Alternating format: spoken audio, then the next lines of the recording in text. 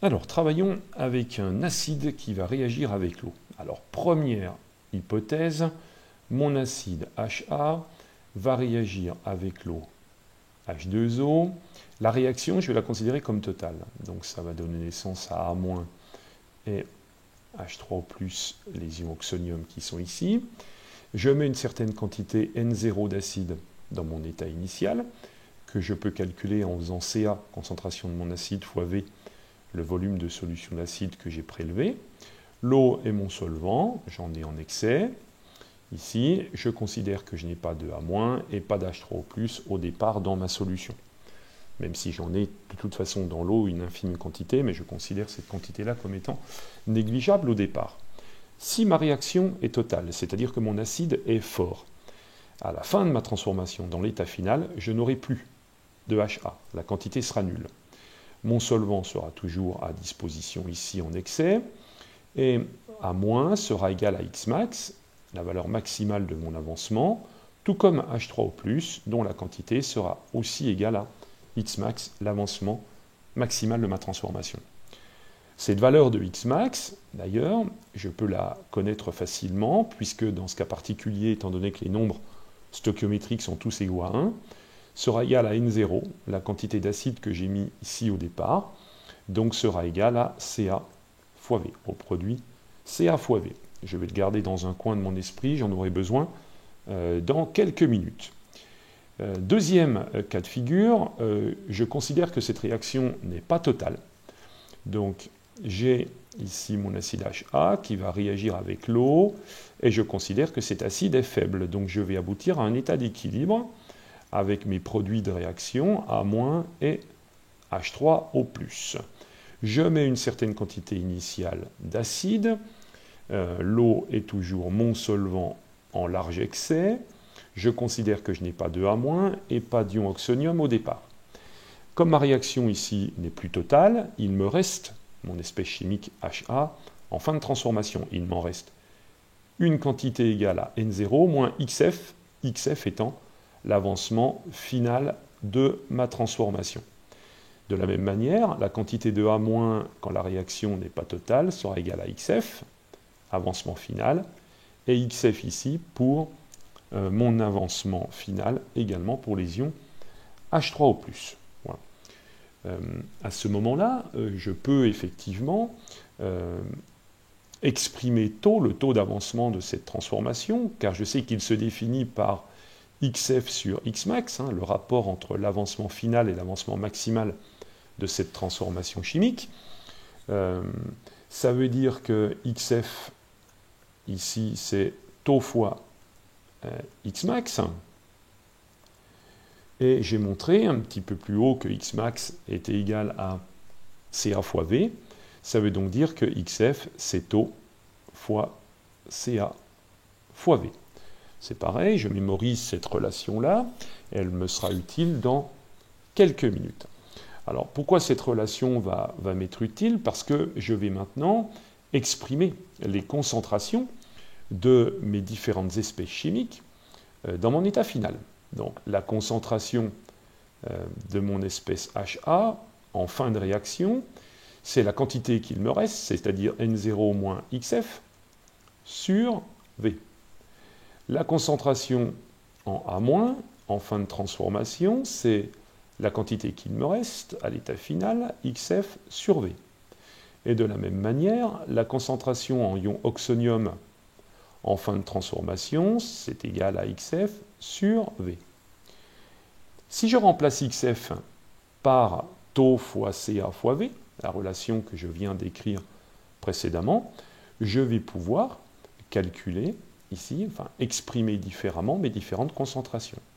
Donc HA, c'est en fait N0 moins, alors XF, taux fois Ca fois V, le tout sur V. C'est donc égal à, si je travaille un petit peu mathématiquement cette relation, N0 sur V, moins taux fois Ca. Le volume V se simplifiant. N0 sur V, c'est justement ma concentration d'acide initiale. Donc, ça me donne Ca moins taux fois Ca, ma concentration d'acide. Et si je factorise Ca ici, ça me fait Ca facteur de 1 moins taux. OK. Donc cette première concentration est correctement exprimée. Je vais donc pouvoir travailler sur mes autres concentrations. Donc l'autre concentration, ça va être par exemple celle des ions A- dans ma solution.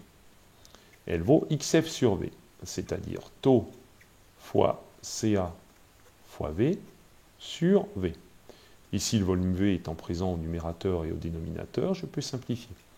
Ça me donne donc une expression très simple pour mes ions A-, taux fois Ca. Pour les ions H3O+, on va tomber sur une expression totalement similaire, puisque la concentration des ions H3O+, est également XF sur V. Leur concentration est égale à taux fois Ca à l'état final. Alors pourquoi ce travail est-il intéressant? Parce qu'il va me permettre d'exprimer le K, constante d'acidité, de ce couple acide-base. Je me souviens que la constante d'acidité de ce couple, c'est la concentration donc en A- multipliée par concentration en H3O+, divisé par la concentration en HA. Et si je remplace chacune des concentrations par leurs expressions en fonction de taux et de Ca, donc concentration en A-, taux fois Ca, multiplié par concentration en H3O+, taux fois Ca, divisé par concentration en HA, eh bien Ca, facteur de 1 moins taux. Voilà. Je peux opérer une simplification. Le Ca ici va pouvoir se simplifier avec un Ca du dénominateur.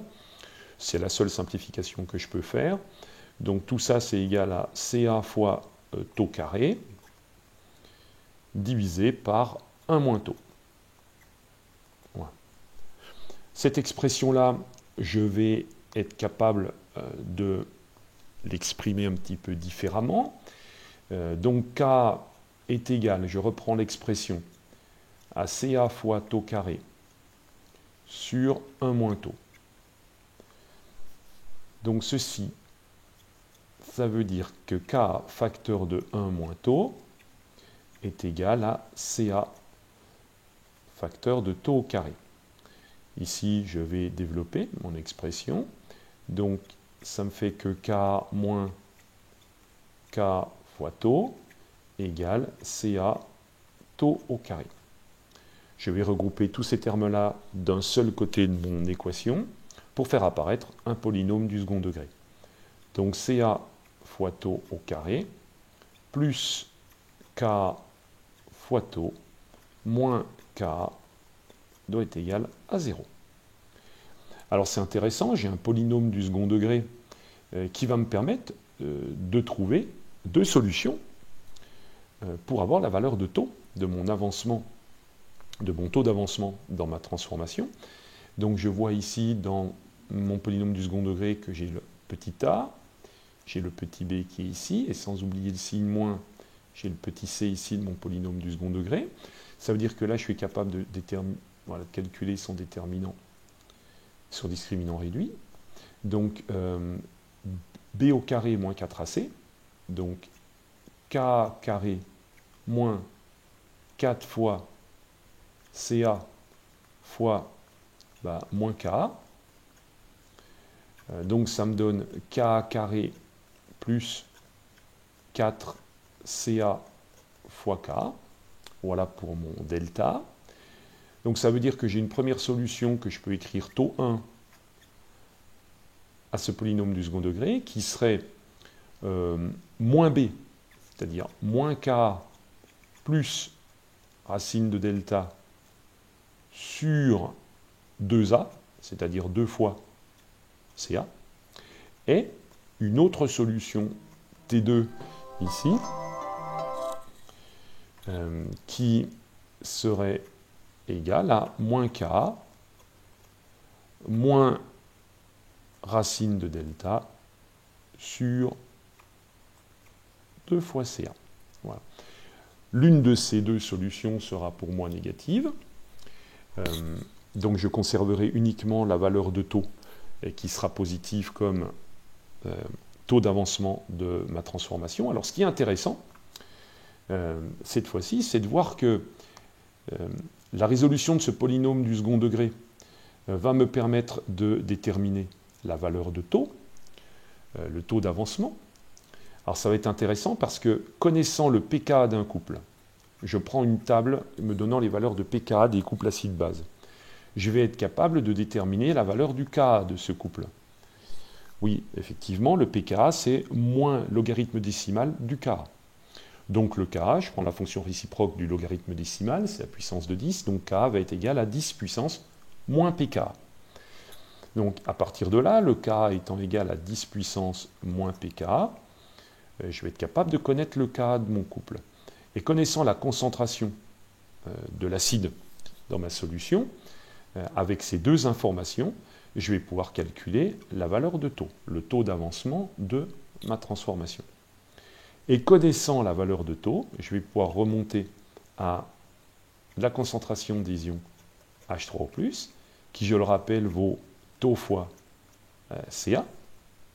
Et connaissant la concentration en ion H3O+, eh bien, je vais pouvoir calculer le pH de ma solution, car le pH de la solution, c'est moins logarithme décimal de la concentration en ion H3O+, divisé par C0, la concentration de référence, ici, qui sera égale à 1 mol, litre moins 1.